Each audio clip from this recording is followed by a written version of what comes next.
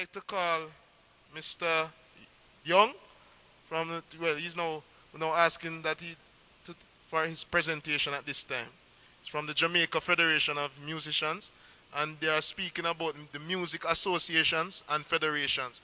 Just as how the copyright institutions are important, the musical federations and associations are very important and are vital players in the musical industry. Mr. Young. Thank you, Mr. Chairman. Uh, Ladies and gentlemen, you may be confused at the amount of intellectual property organizations and trade organizations that are now existing in the Jamaican situation. At one stage, it was just the JFM, the Jamaica Federation of Musicians, was the only organization that existed. It was set up in 1958, and it used to be the only source of information for industry persons.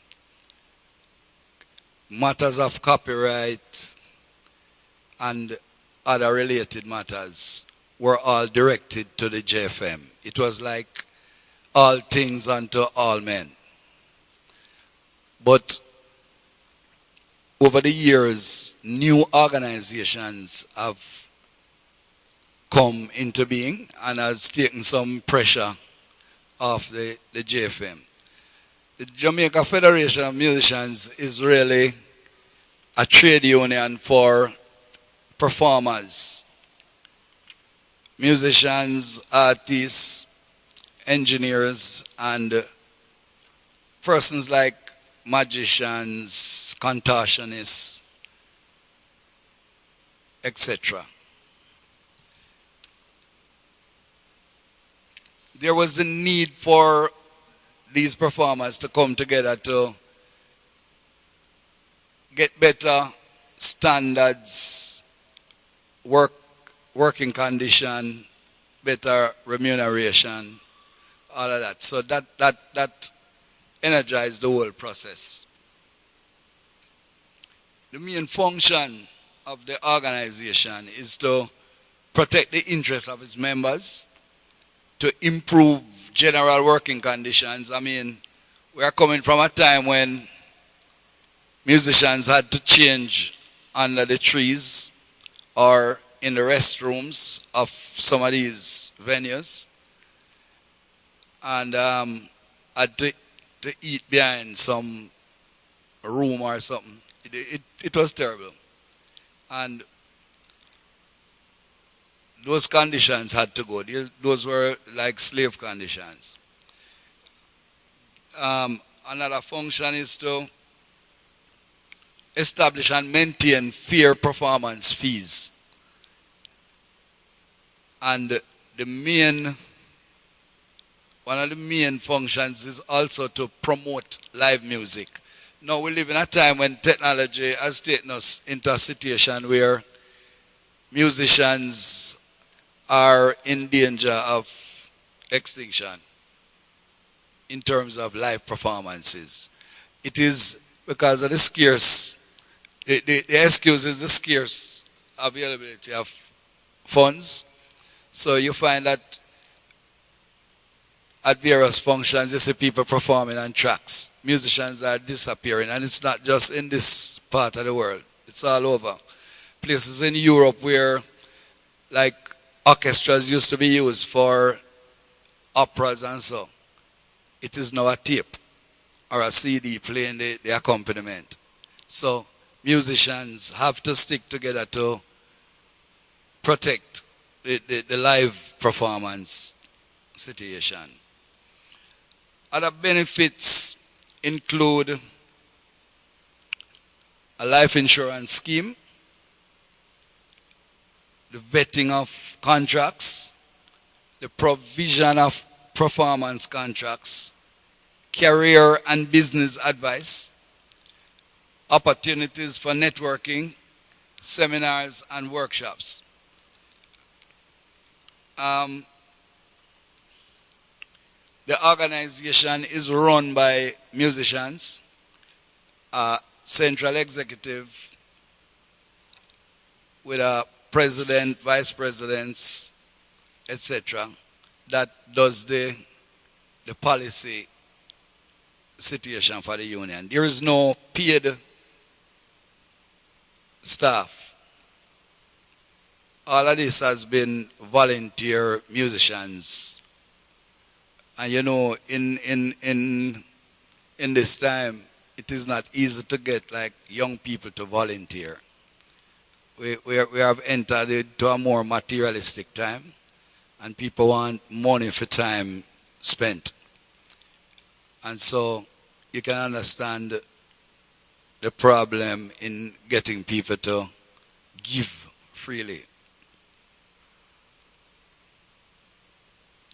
The JFM, with all the coming of the new entities, the JFM still remains the most the most contacted point for musicians, services, etc. Um, the organization is affiliated to other musicians unions across the world, um, affording a whole lot of protection for its members who have to, our music is world famous and our musicians move all around. And so this affiliation to the other unions in the other countries gives a broader protection to members of the JFM. Our membership is also open to foreign nationals who reside in Jamaica for a period over 6 months. Our office is located at 5 Balmoral Avenue, Kingston 10. The phone number is 92-68029. Email address jafedmusic@cwjamaica.com. Thank you.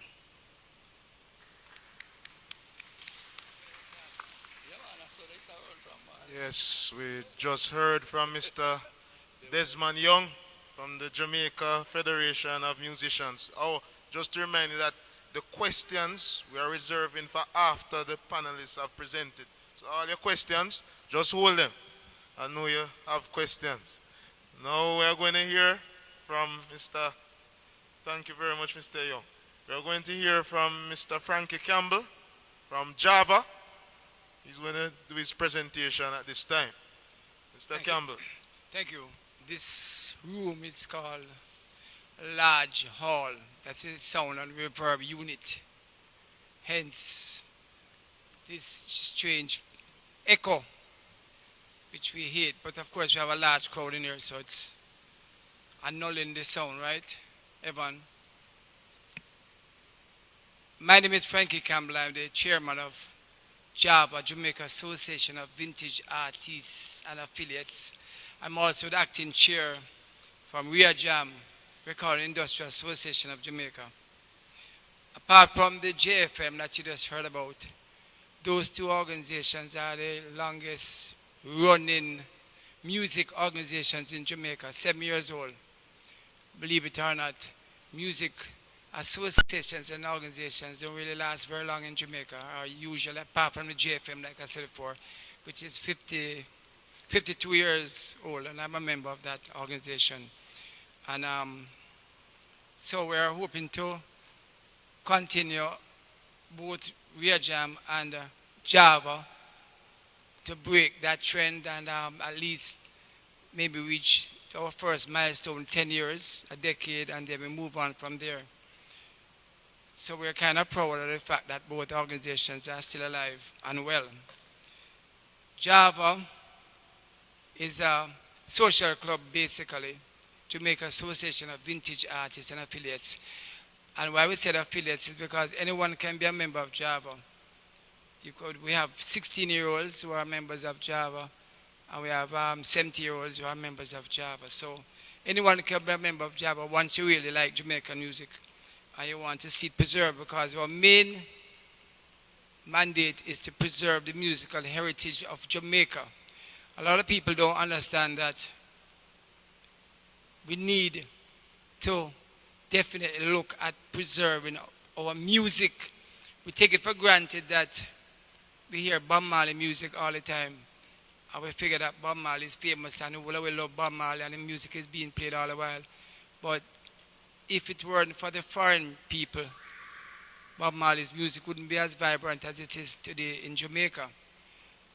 Case in point is Dennis Brown. Dennis Brown is the most popular singer ever in the history of Jamaica. In Jamaica. I'm not talking about outside our shores now. We're talking about in Jamaica. There has never been a singer in Jamaica as popular as Dennis Brown. Yet still Dennis Brown's music 10 years after his death is struggling. Is struggling. On his birthday, on the 1st of February, each year you might hear a couple of stations playing Dennis Brown's music. But during the course of the year, you hardly find that anybody plays Dennis Brown's music. So hence, the preservation of Jamaica's music is very important. I can call other names for argument's sake, such as Delroy Wilson. And I see quite a few young students and students, I guess, here. And I'm sure that most of you don't know who Delroy Wilson is. And case in point again, Delroy Wilson was one of the more popular Jamaican singers in our history. And today, very, very few of us in this room, even the cameraman, be sure no know who Delroy Wilson is, and quite a few persons here. They just have no idea who Delroy is. And yet still Delroy was so very famous and popular, and his music was so popular. So it's important and imperative, people, especially we know that reggae music is waning worldwide, losing its appeal.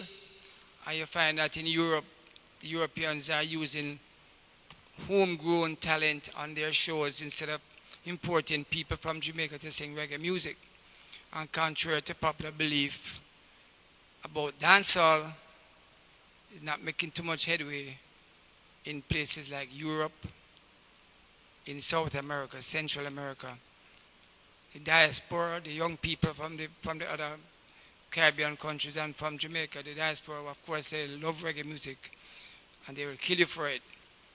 But the true Jamaican music lovers worldwide, not taking too kindly to typical dancehall. So it's important we get back to our roots.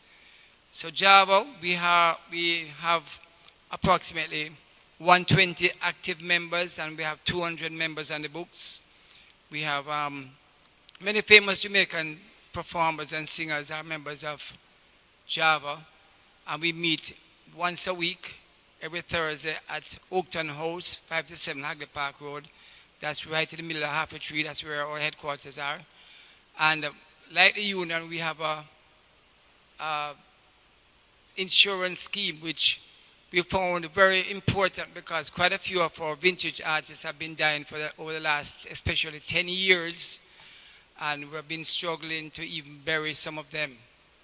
So we found it important, and since we have been found, we have had 5 or 6 deaths. We are not a burial scheme, people don't think so, but we're just looking about the people, because some of them are, getting older.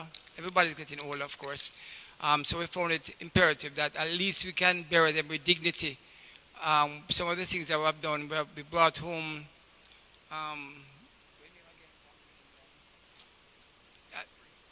the High Priest Roy Shirley. We brought him home from England after he died, and they in England were struggling to bury him. And with some small help from the government, we got his body home, and we gave him a nice send-off. And so that's another thing we do. We also have health benefits, whereby we have a special deal with a place like Fish Clinic where we get special discounts on pharmacies and stuff. One of the main things that Java we're doing at this point is we're putting on major shows. We put on 4 major shows per year. And on that show, we unearth new talent, Java members, and we bring back professionals who have been underground for a little while, maybe not performing as much as they should have been. And by putting them on major shows, people have rediscovered them.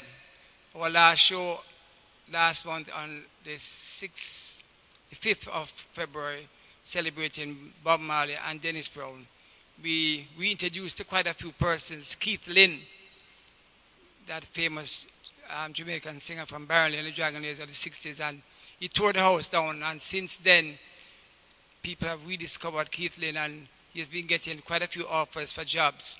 So we have been doing that. We brought back Boris Garner, we brought back quite a few persons to the fore, even Dwight Pinkney, and we also created groups out of Java, putting them back on stage. So we think that is important because a lot of the old singers, the vintage artists, feel forgotten, and as a result, they're not performing as much as they should because the talent is still there, and we need to still see them because they have something to offer, especially today, in today's dancehall world, where the young people don't seem to understand that it's important to know where you're coming from. So those are some of the things that we're doing. Anyone here can be a member of JAV if you feel like doing so. All you need to do is just come. The office is open every day from 10 o'clock until 5. And like I said, it's in half a tree at the complex, the half a tree entertainment complex. That's where the Burger King is, with the Great House on Harry Park Road, where the buses park. You might pass it if you don't look carefully because the buses are out there all the while. Behind the fire station. The fire station is actually on Maxwell Avenue, but it's right behind there before you get to the traffic light. So you can check us anytime. Feel free to come to our meetings at 6 o'clock on Thursdays. We have a chairman, myself, vice chairman, treasurer, secretary, and a steering committee of 13 members, including those 4 posts. And of course, like everything else, we have voting. We vote for members, our executive members, etc. And we try to stay above board. Donations and sponsorship is very hard to come by, but we're working on it, and we're hoping that other people come on board because we feel that this is very important. The other association that's around is JARI. I don't see any JARI member here, but one of the members of JARI is one of the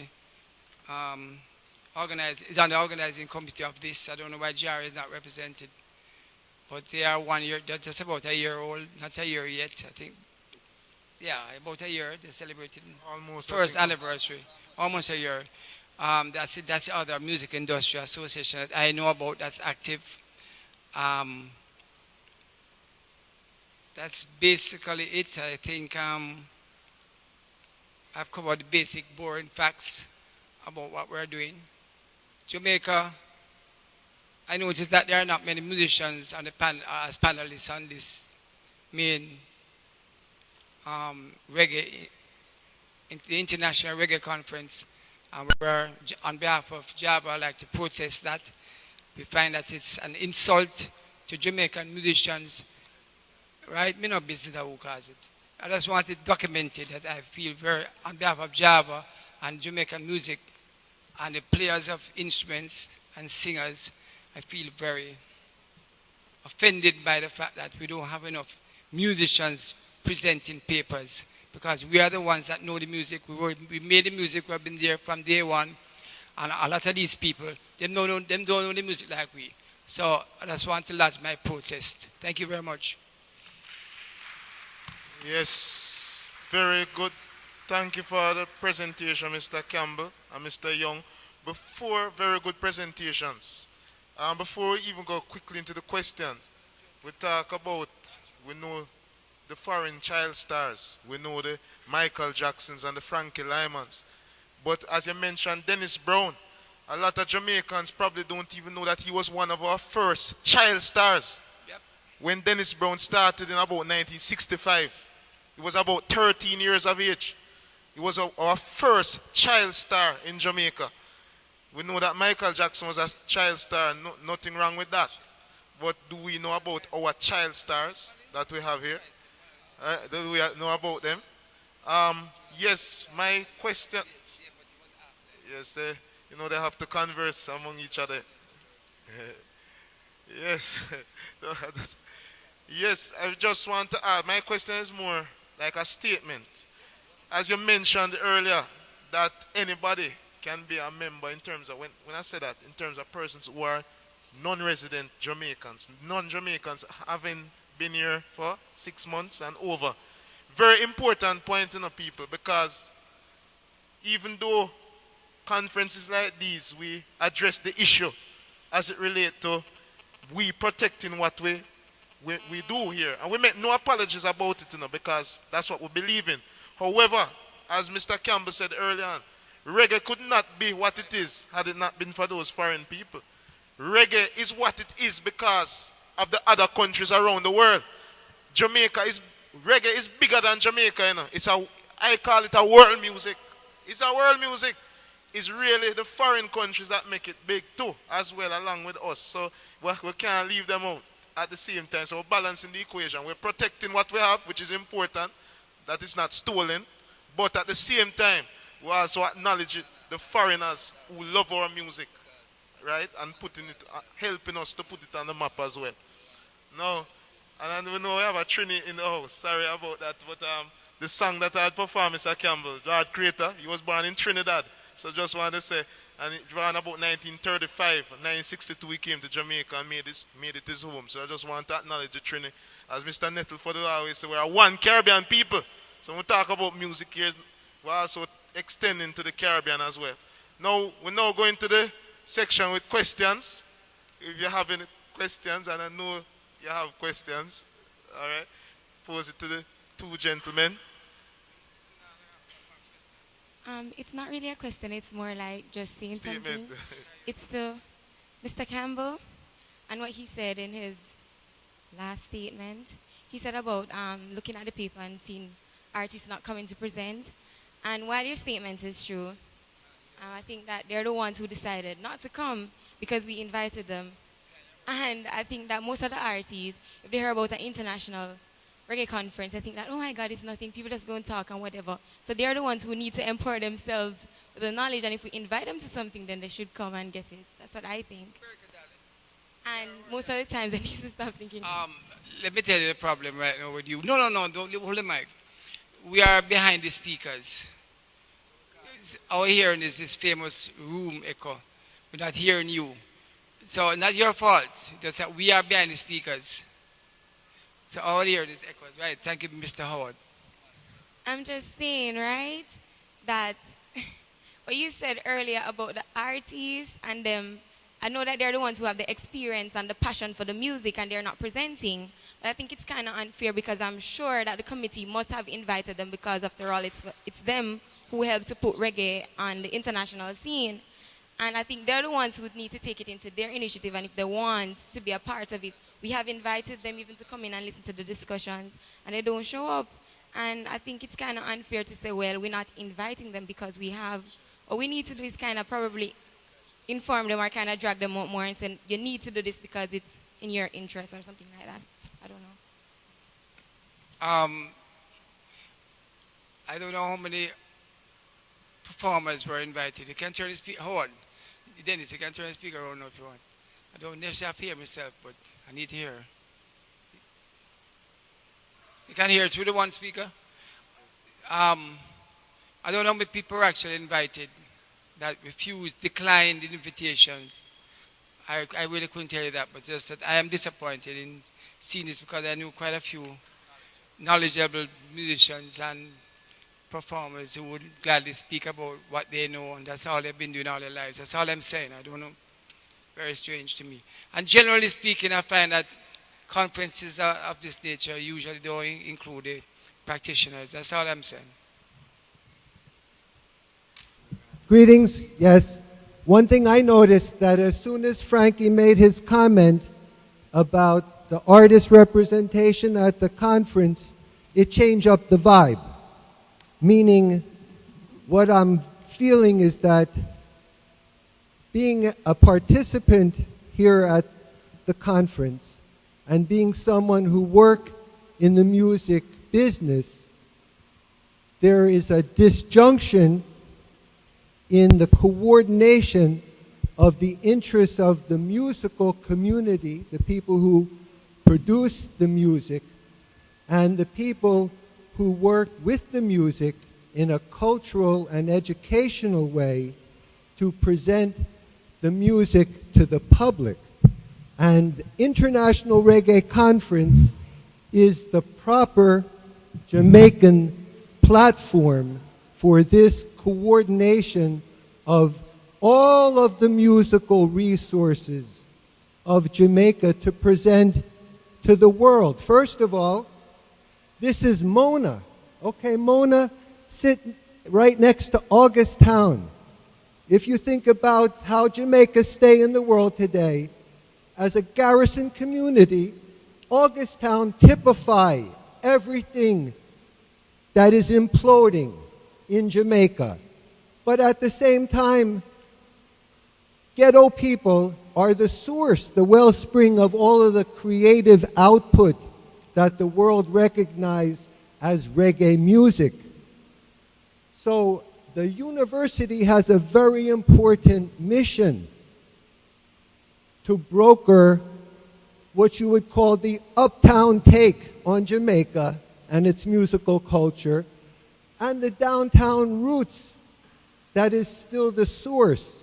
So when you have a professional organization like Jaria, which is not represented here, and they should be, even though they were on the program, and Java, which is a social organization, Jamaican Federation of Musicians, and all of the rights organizations that were in the earlier panel, you have how Jamaica set up to deal with its own music. It's not like you have to figure out what to do. All it needs is how to pull everything together. So when a musician performs as part of International Reggae Conference, they can find the money. But International Reggae Conference need to have the confidence that those artists who are booked are going to appear on time and perform in a manner that everybody who is attending can say, Ray. So, ano nothing. That's a very good question. Yes.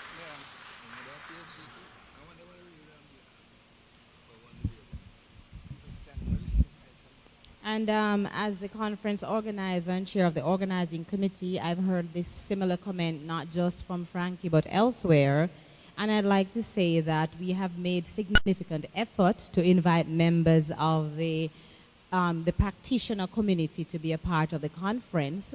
It seems as if there is a disjuncture, as Elliot has just said, between the ideas of what performers do and how they bond with individuals beyond a stage show setting. I will not go into the list of names that individuals who have been on my organizing committee. We have written numerous letters. We have invited numerous artists to be here.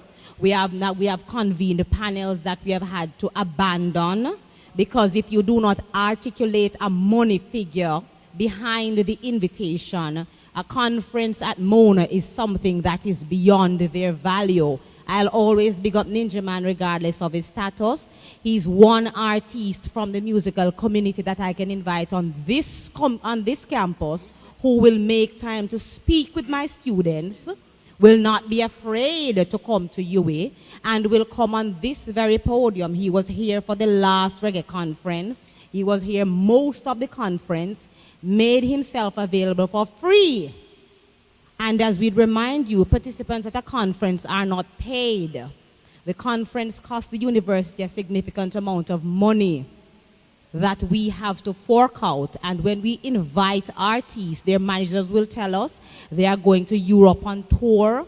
They don't have the time. You invite them a year ahead. They promise you. You talk to them. They change their phone numbers. We have jobs. We are not stage managers. We are not producers. We can't run behind artists, and we can't prepare programs that when we come on the Mona campus with all the participants from abroad, we are embarrassed by their non-appearance. And so we thank, for example, the representatives of the previous panel, JCAP, Jam Copy, Jams, Jai, all of the individuals, as well as yourselves, for responding to the invitations that were issued positively and for being here with us this morning. You also were invited by this conference organizing committee.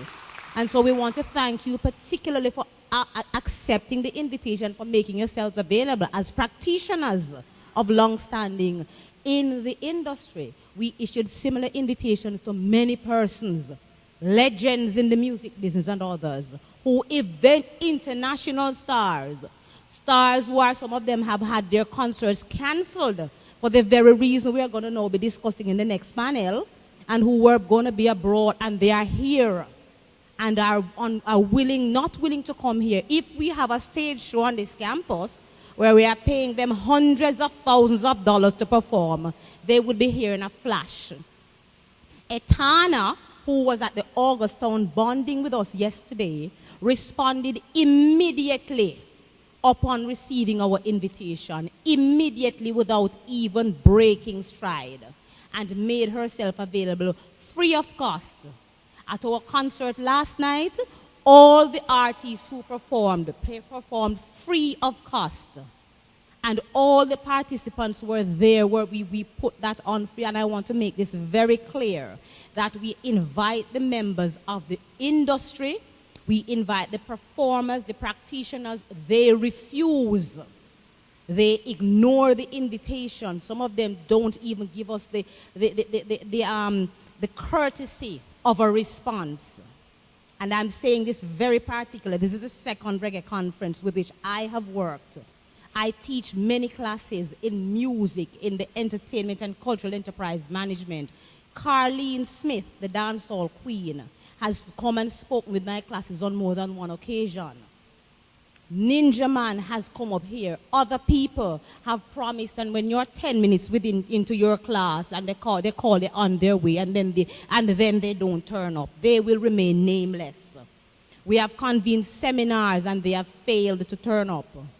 This is an ongoing challenge. We have made every effort to invite members of the community. We have put aside all kinds of facilities, and they refuse unless we are having a stage show at the Union or somewhere else, and we are going to pay them a bag of money. And I'll leave it at that. Thank you so much. Right. I hear you. You want me to talk? Hold on, Dennis. Hold on. Let me talk first. All right.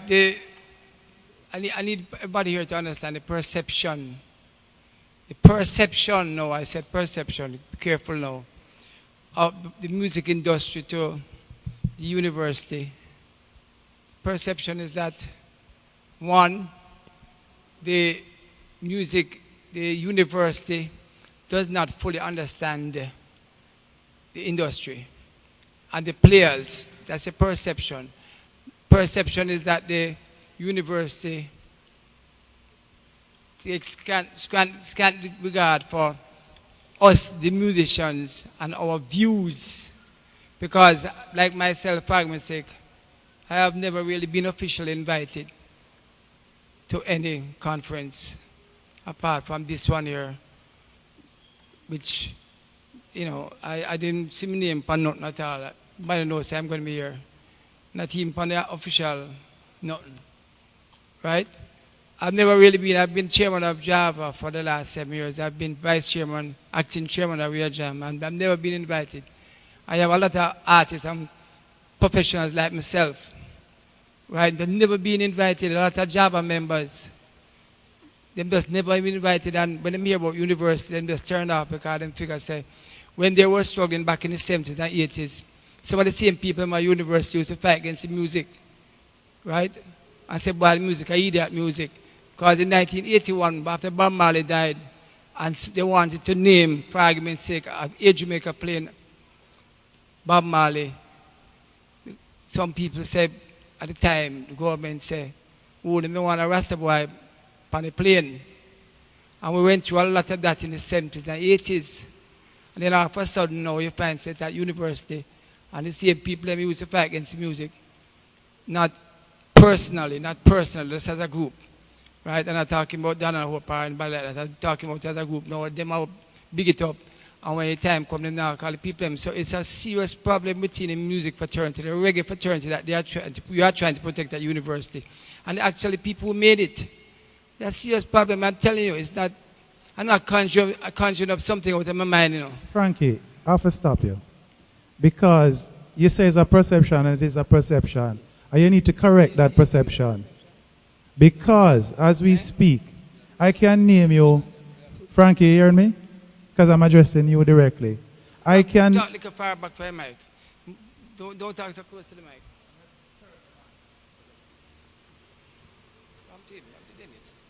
Yes. You hear me now? Yeah. Stop that perception because it's just a perception. I must stop it? Yeah. I must stop it? Yeah, because you... How can I stop it? You have thousands of musicians. Frankie, we're not going to argue. Dennis, okay, let me talk, not Frankie. Yeah, but you ask him to stop something which I have no I don't have control over that. But let me explain why I ask you to I stop never said it. it's my perception, you know. I say it's a perception of the industry. Understand that Masipam de so. See there's here so. Yeah. But I can tell you about many members of the industry, and I'm going to name a lot of them. Gussie Clark, Computer Paul, who don't have that perception. Did you see the newspaper article? Did you see what the Gleaner did? The world. I'm going to move on because it's not the time to argue. Mr. Campbell, okay, let's make him, and then Mr. Campbell can... Oh, you're not... Yeah, I have a question. You all can hear me, right? Okay, let me move forward. Now, I'm a displaced Jamaican. I'm a displaced Jamaican living in New York. I also have a recording label. Now, I'm also a part of the academy in the States. Now, there's always been a disconnect between what is happening in the academy and what is happening in the industry. But what is important is that you have to find common ground. My personal experience, and this is not unique to music or the recording industry. It has to do with industry versus academy. Half the time, what is being articulated in the academy is not what is presented on the streets. Now, from my personal experience, if you are going to have a voice at all, you have to make this your personal responsibility to be here. Now, what we have in Jamaica is a whole host of egos. Everybody wants to be special. And in reality, no one is special. The music surpassed all of us. Now, if we continue to have these type of sidetrack, sidebar arguments about who never gets invited and whatnot, we're not going to reach nowhere. The reality is, reggae music is suffering. Reggae music needs all of us. Me within New York, my brethren within England, the man within Florida. And the one thing that is keeping us away from the real issue is argument like this. Personally, I've never met Donna before. I see her online on Facebook. And I can only imagine the amount of effort that it takes to put this thing on. Now, yes, I'm concerned that all these seats should be filled. Yes, I'm concerned about a lot of things. But the fact that we have a forum, the fact that we have this space to articulate our views, to me, is a good thing. Now, we need, and probably you can be a part of this, because most artists don't have an opinion outside of their songs that they would like to articulate. What we need to do is make sure that we educate our own people, educate them about the business aspect of the music, about the writing portion of the music, and let them know it's far more than the little one hit or the little two hit. It's an entire movement, it's an entire enterprise of which we are all stakeholders. And the sooner we get down to it and start working together, the better it's going to be for everyone. Yes, thank you. Any more questions? Nobody else have any other question? Sir?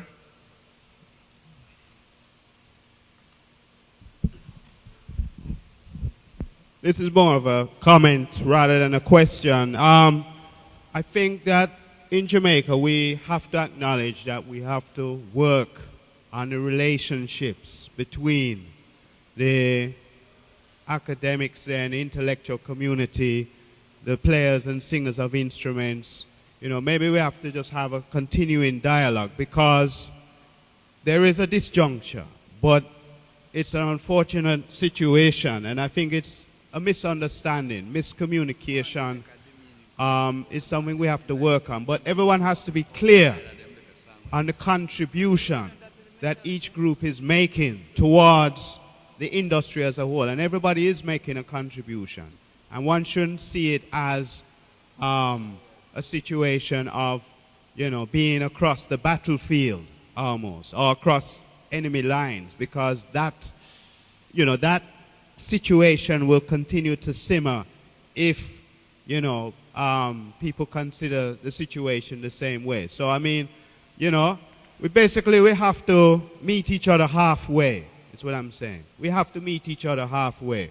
But things aren't going to just get better if people harbor these feelings. I mean, we know these feelings are there, and it's good in a way that Frankie aired these feelings because, you know, you have it in your mind, and it's best I think, to be open and air these feelings rather than to keep it locked within. But this all goes to say that we need a continuing dialogue to build the bridges, because for this industry to grow in Jamaica especially, we need to mend these bridges. So I think this is upon us to have a continuing dialogue and to try and mend the fence, so to speak. Give thanks. Yes. Just want to use the opportunity to also just thank Donna Hope, as she taught me. I know she's talking now, but I'm going to highlight it anyway. She taught me 4 years ago this time, a course called GT23M. You know, popular Jamaican music in the Jamaican Society 1962 to 1982. 4 years ago this time, that semester, 2006. So I just want to use the opportunity to highlight it. Is there any other questions?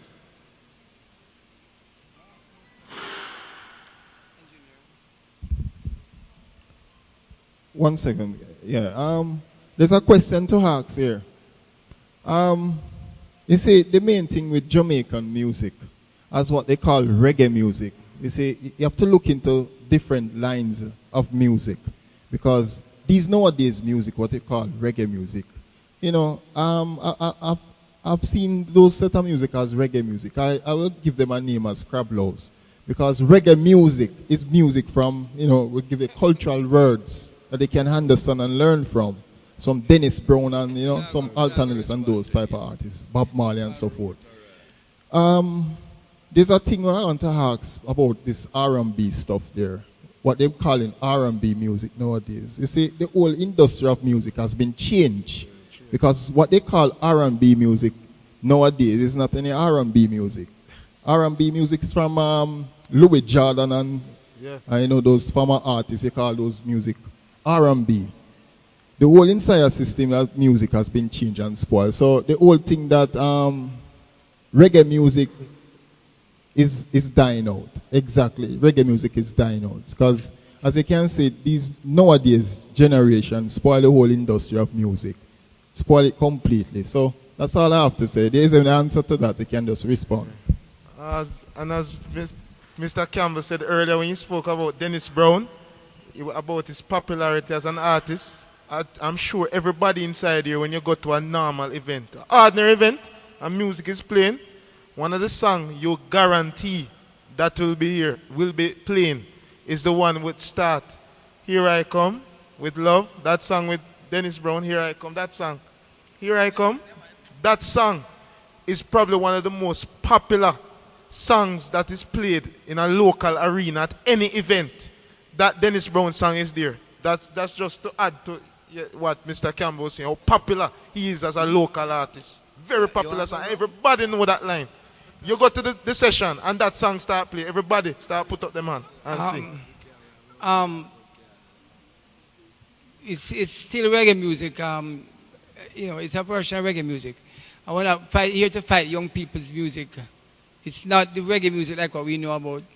Um, the problem though is that the radio stations are not giving the musicians who actually play the type of reggae music like we're talking about enough airplay, because a lot of musicians are still recording. Tyrus Riley's She's Royal. It wasn't just one She's Royal you have now.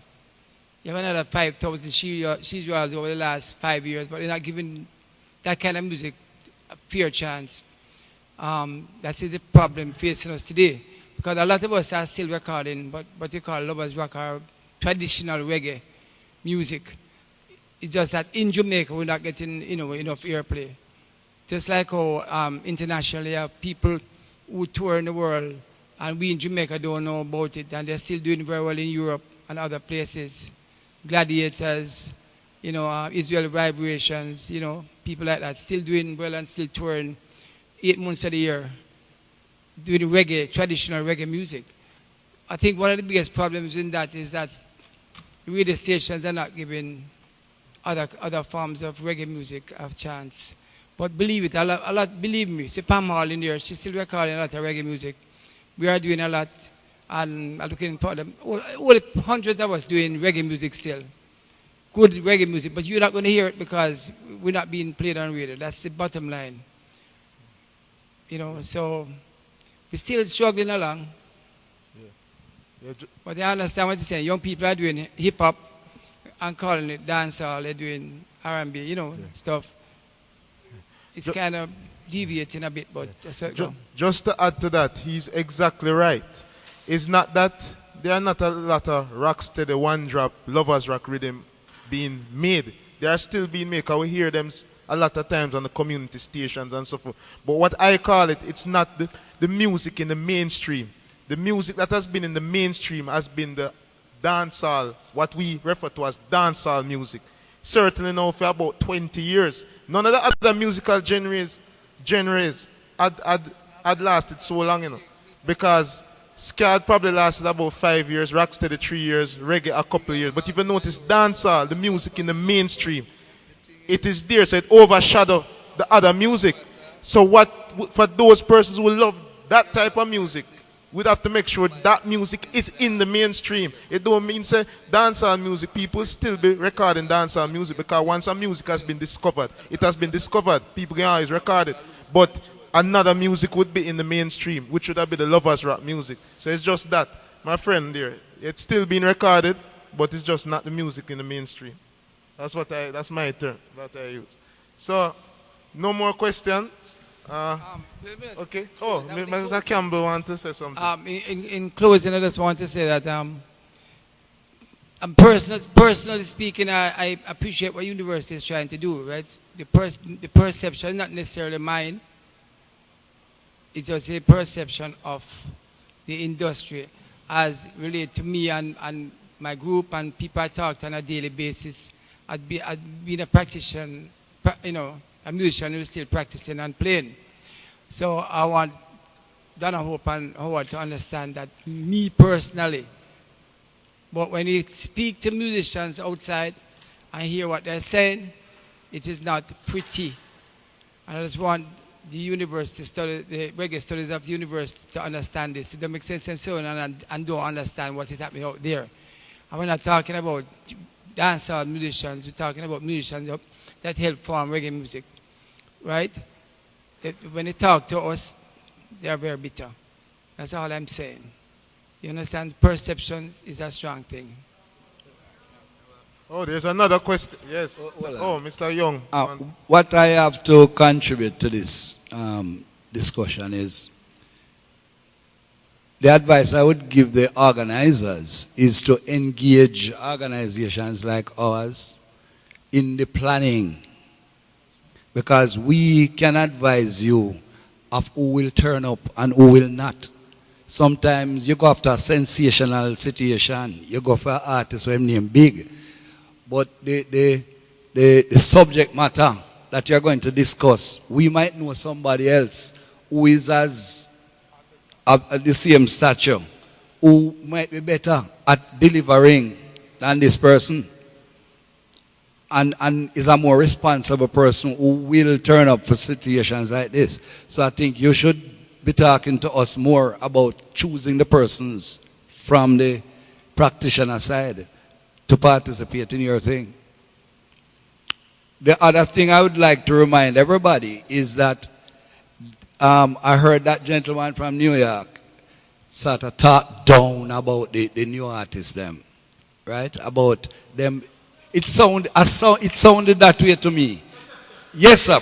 The perception is mine. You spoke, and I hear you said them don't know much outside of the song them what them sing. That is what I hear you say. It is on tape, right? That is what you said. And I'm saying to you that this industry is the only one left. Everything else popped down in this place with all of the big this and that we used to run them. All over the world, pop down. Music alone shall live. Remember. Another, yes, but the young lady before you. Sir, no. The young lady first. Sorry, then the gentleman. All right? So we're acknowledging your question. Yeah. Yes. You're saying that a lot of the music, a lot of people aren't exposed to it, but if you don't put the music out there in a way that makes people more interested, because it's not only through radios that people hear the music. Like for instance, it's not only radio where people hear the music. If you put the music out there in such a way where people like me who are in school be able to hear it, like if you incorporate it into our classes or something like that, maybe you'd have more response to it because you'd have more people being exposed to that kind of music instead of like our parents, because it's not only it's not only our parents that listen to that kind of music. Because if you just put yourself out there in such a way that made us more interested to listen to it, then we'll probably listen to it more and you get more feedback for your kind of music. Okay. Okay, thank you. We're not blaming you, young lady, for not being exposed to the music. We understand fully well why you're not exposed to it, but try and understand. Pam Hall is on Facebook. She have a website, right through the videos. She's everywhere. We are everywhere. It's just that, my darling, you are old. I don't know how old you are, but young.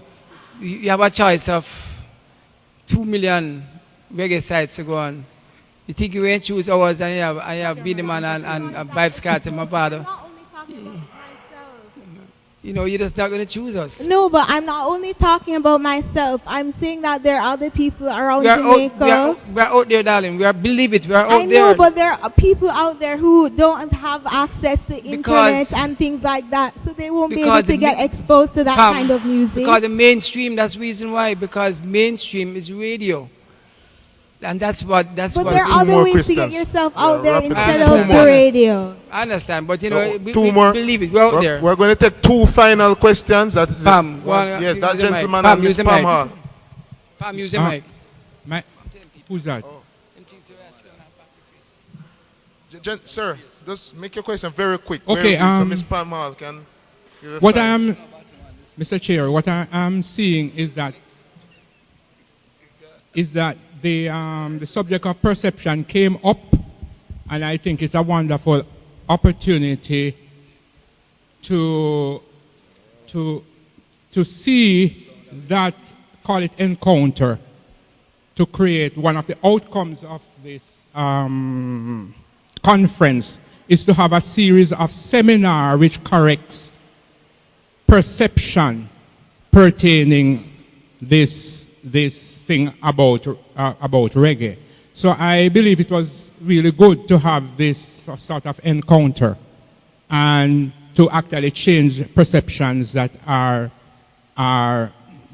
working toward our detriment. A series of seminars, so to speak. Thank you. Right. Thank you. Thank you. Our final question from Miss Pam Hall of notable fame. Statement. Yes.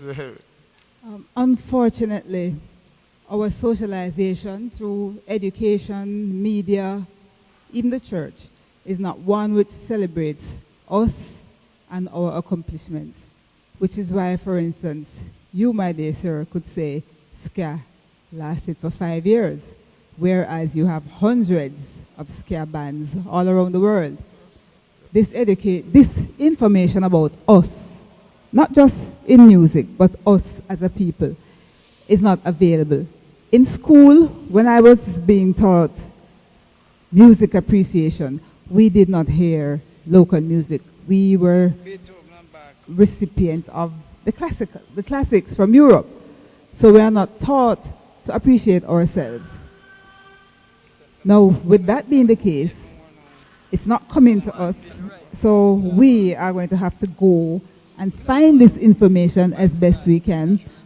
And of course, apply pressure in whatever way we can to our educational system, our media, to expose what we have done. So I think right. that is the way forward for us. All right. Thank you very much. One of the ways. Yes. Thank you very much, Mr. Desmond Young from Jamaica Federation of Musicians, and Mr. Frankie Campbell from Java. Very good presentation. Thank you very much, people. Thank you. Hear it for them.